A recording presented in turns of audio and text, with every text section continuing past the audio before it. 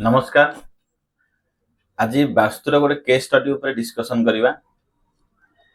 वास्तुरे कौन एमती भूल अच्छी जहाँ फल कि मनीष कोटिपति लेवल रू माने बाकी लेवल पर्यंत पलि आसे बा हाथ पति चलिया अवस्था पलि आसे बा आमर मान सम्मान उपर मध्य आँच आसे। देखंतु एई जो घर को आम जाइथिलु वास्तु विजिट रे ए लोक मध्य अन्य कहार वास्तु परामर्श नहीं घरटी को प्लान करचंती। ओभराली घर वास्तु 60% ठीक अच्छी तेणुक ग्रोथ किंतु दीटा मुख्य दोष जहाँ फल कि मनीष जीवन में अवनति बा पतन आरंभ कर देछि। कना आजिकल समय रे पैसा ही विशेष इम्पोर्टेंट भावे कार्य करे। माने आपण बिजनेस करंतु जॉब करंतु बा निजे किछि गोटे भल लाइफ बंचिया हेले हमको आजिकल दुनिया रे पैसा आवश्यक अच्छी। देखो ऐश्वर्य का आशीर्वाद भी आमर आवश्यक अच्छी, पैसार भी आवश्यकता अच्छी, परिवार हस खुशी में चलबार आवश्यक अच्छी।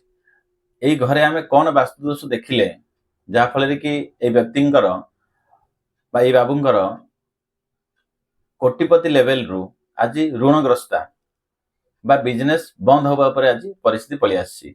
तो कौन ये घरे समस्या मुख्य दीटा समस्या आम आइडेंटिफाई कलु। ये दीटा समस्या जदि आपण घरे मध्य जदि अच्छी बा जार भी अच्छी से व्यक्ति कोटिपति लेवल रू एकदम स्ट्रगल लाइफ को मध्य नहीं आसे।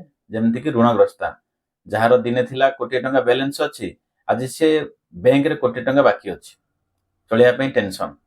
तो यहाँ कौन आसे जमीती आपण ये वीडियो देखुचंती ऐशान्य कोणे मुख्य द्वार अच्छी। जमीती आम पूर्व बहुत वीडियो डिस्कशन करचंती जो व्यक्तिंकर ऐशान्य कोण कौन वास्तु पुरुषंकर मुंड जागा बा भगवानंकर जागा आम घरे भगवान स्थापन करिवार दिग होची ऐशान्य कोण। ऐशान्य कोणे जदि आमर मुख्य द्वार रहिला जदि आमे घर को जीवा आसिया पई ताकू मुख्य द्वार भाबे ग्रहण करूचंदी बा जेउ द्वार दुनिया सहित कनेक्ट आम करि परिबो। मनकर बारी द्वार अच्छी आपण ताकू क्लोज कर दैचंदी बारी पटे बाहर के जाई परिबनी तो सेई द्वार रो विशेष नेगेटिव इफेक्ट न थाई। किंतु जो द्वार दे के आमे घर को बाहरी के अन्य पटे आमे जाई परिबा जदि कनेक्शन अच्छी तबे निश्चित रूपे से मध्य समस्या दब।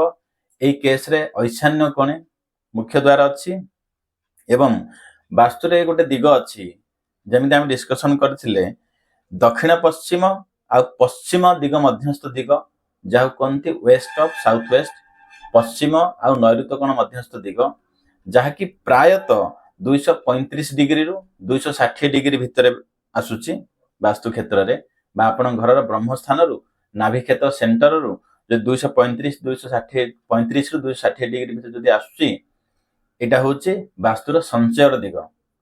आम घरे पैसा जो आम बैंक बैलेंस वृद्धि करुचे आम जदि सेविंग करुचे आम संचय करुचे बा पिला मानकर भितरे संपर्क सुसंपर्क सरस्वती मातांकर दिग जहाँकि आम ज्ञान दिए परिवार भितर एक बॉन्डिंग दिए एई दिगरे बा वेस्ट ऑफ साउथ वेस्ट दिगरे जदि टॉयलेट आसीगला तेबे घर आमर संचय चली जिवो कहार परिवार सदस्य मानक भितरे संपर्क उत्तम रहिबो नाही एवं आमर ज्ञान जोटा कि ये मोर भाई मोर बापा ये परिवार ये सब आमर ये जो ज्ञानटा मध्य आमर हजि जिवो जहाँ फल आम स्वार्थवादी हो जिवो। आउ परवर्ती समय रे जोटा कि आम भविष्यत को आगु केमती बढ़िबा मिलीमिशी चिंता आसीबनी पर्सनल मु कौन कले डेभलप हो पारिबो एई भावना आसीबो किंतु डेभलप हो पारिबो नाही। निजे जेकोसी संस्था हाथ मारले मध्य संस्थार लॉस आसीबो कहीं आमर ज्ञान ही काम करबनी।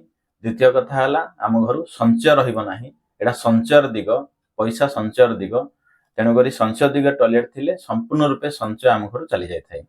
तेणुक एई घरे ए दीटा दोष अच्छे मुख्य दोष है ऐशान्य कोण द्वार द्वितीय दोष है संचय दिगरे जदि आमर शौचालय बा टॉयलेट जदि अच्छी। देखो ये दीटा दोष घर को प्रवेश बा गृह प्रवेश करिवार मासे 15 दिन 2 वर्ष 5 वर्ष भितर प्रभाव दे पारे से डिपेंड करे आपन जातक केबे आपन जातक रे खराब समय आसीबो। किंतु या नुहे जे पशु पशु घर भितर आपन को 7 दिन भितर प्रभाव देखै देबो वर्ष लागि पारे 2 वर्ष लागि पारे 5 वर्ष लागि पारे किंतु निश्चित रूपे आपन जदि कोटिपति लेवल रे अछंती ତାକୁ ସେ ପଇସାକୁ କୌଣସି ଉପାୟରେ ସେ ଖର୍ଚ୍ଚ କରି ଡ୍ରେନେଜ ହେଇ କୌଣସି ଜାଗାରେ ପଇସା ଅଟକିଯିବ, ବିଜନେସରେ ଅଟକିଯିବ, ଲସ୍ ହେଇଯିବ, ଯାହା ହେଇକି ମଧ୍ୟ ଘର ବିକ୍ରି କରିବା ପରିସ୍ଥିତି ମଧ୍ୟ ପଳେଇ ଆସିବ।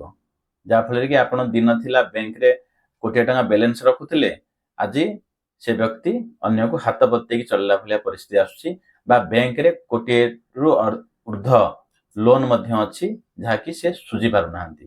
ତାର କାରଣ ଏଇ ଘରର ଏଇ ମୁଖ୍ୟ ଦୁଇଟି ଦୋଷ। ତେଣୁକରି ସତର୍କ ରୁହନ୍ତୁ।